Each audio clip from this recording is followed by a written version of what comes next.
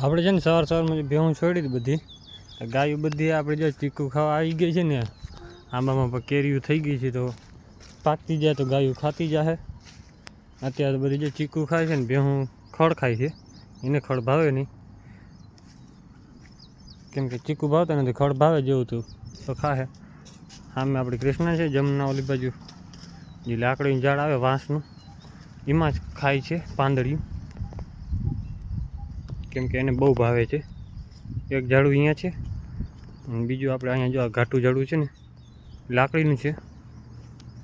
અને તે ગોરી આપણે જે ચીકુ ખાઈએ અને ગોરી પણ હવે 1 થી 2 દિવસની અંદર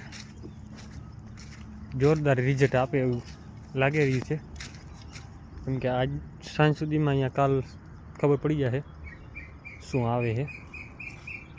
વિડીયો ગમ્યો તો લાઈક છે ને સબસ્ક્રાઈબ કરજો. જે માતા